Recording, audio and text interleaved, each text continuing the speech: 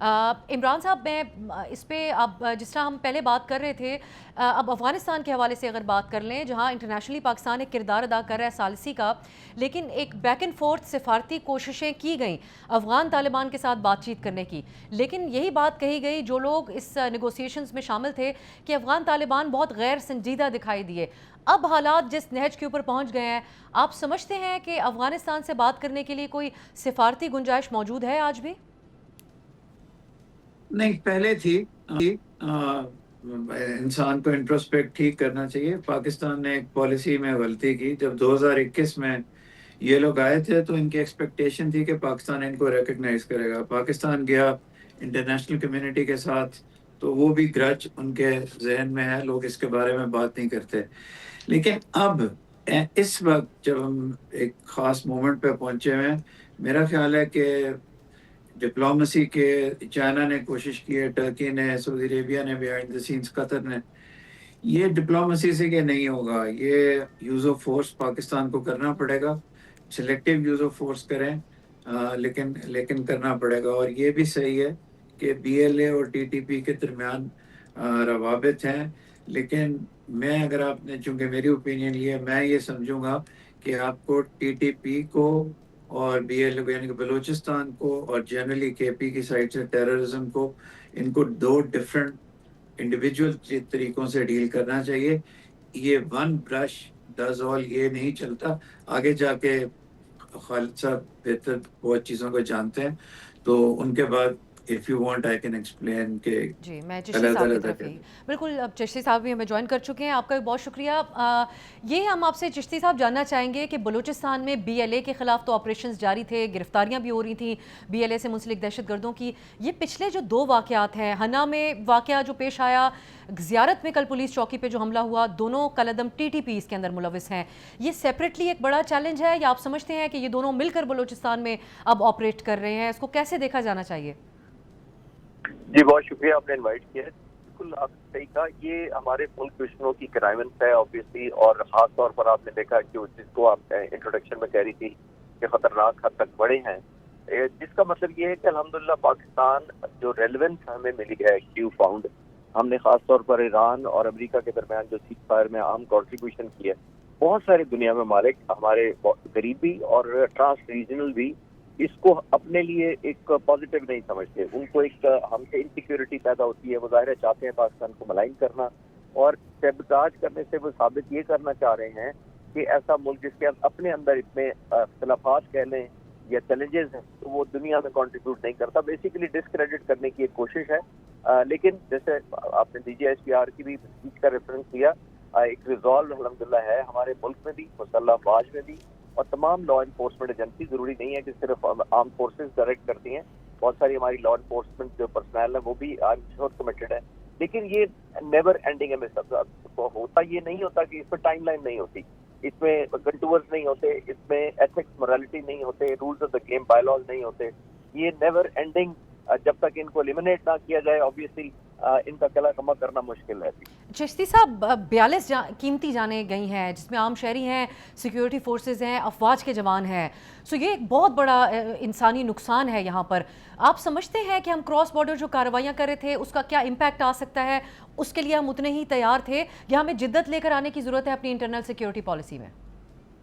ہمیں دیکھیے پروہیبٹیو cost impose کرنی پڑے گی، جو ہمارے ملک کے دشمن ہیں ان کو یہ قیمت چکانی پڑے گی، اور ان کو پتہ ہونا چاہیے کہ اگر وہ ہماری سیکیورٹی اور آبویسلی اس کو بریچ کر کے ہمارے عام انوسنٹ شہریوں کو، سویلینز کو ٹارگٹ کرنے کی کوشش کریں گے تو یہ منع صرف ویسے نہیں ہوں گے، morality اور لا بک تو ہوتی نہیں ہے، کوئی قانون تو فالو کرتے نہیں ہے کوئی، اور on top of that incentivise لوگ ہوتے ہیں جن کو فائنینشیل، جن کو بہت سارے پرکس اور بینیفٹس دیے جاتے ہیں، جس کی وجہ سے وہ آپ کی نیگوشیشن کی جو آفرز ہوتی ہیں، پیس میکنگ ایفرٹس ہوتی ہیں دوست ممالک کی اور نیوٹرل ممالک کی، ان کو مانتے نہیں ہیں، جس کی وجہ سے یہ چیلنجنگ ہو جاتا ہے، کیونکہ ان کے لیے تو انسٹیبلٹی ہی اسٹیبلٹی ہے، اپنے ملک میں بھی اور دوسرے ملکوں میں جو نیبرنگ ہیں ان کے لیے تو اگر وہاں ملک خود اسٹیبل ہو جائے، ان کے نیبر میں اسٹیبلٹی آ جائے تو ظاہر ہے پھر ان کا سروائیول مشکل ہو جائے گا۔ افغانستان خاص طور پر کیش کارڈ ملک ہے، نہ وہاں ایگریکلچر ہے، نہ ٹیکنالوجی ہے، نہ کوئی انڈسٹری ہے، کوئی ایکسپورٹ ہے کوئی نہیں، تو وہ صرف ایک ہی چیز ایکسپورٹ کر رہے ہیں اور وہ یہ دہشت گردی ہمارے سامنے ہے۔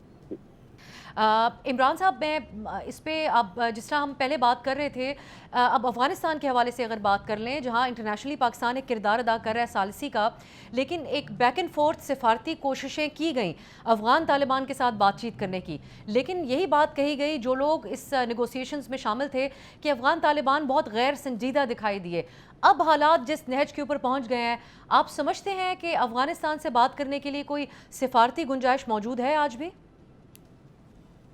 نہیں، پہلے تھی۔ انسان کو انٹروسپیکٹ ٹھیک کرنا چاہیے۔ پاکستان نے ایک پالیسی میں غلطی کی، جب 2021 میں یہ لوگ آئے تھے تو ان کی ایکسپیکٹیشن تھی کہ پاکستان ان کو ریکگنائز کرے گا۔ پاکستان گیا انٹرنیشنل کمیونٹی کے ساتھ تو وہ بھی گرج ان کے ذہن میں ہے، لوگ اس کے بارے میں بات نہیں کرتے۔ لیکن اب اس وقت جب ہم ایک خاص مومنٹ پہ پہنچے ہوئے ہیں، میرا خیال ہے کہ ڈپلومیسی کے چائنا نے کوشش کی ہے، ٹرکی نے، سعودی عربیہ نے، بیہائنڈ دی سینس قطر نے، یہ ڈپلومیسی سے کہ نہیں ہوگا، یہ یوز آف فورس پاکستان کو کرنا پڑے گا، سلیکٹیو یوز آف فورس کریں، لیکن کرنا پڑے گا۔ اور یہ بھی صحیح ہے کہ بی ایل اے اور ٹی ٹی پی کے درمیان روابط ہیں، لیکن میں اگر آپ نے چونکہ میری اوپینین یہ، میں یہ سمجھوں گا کہ آپ کو ٹی ٹی پی کو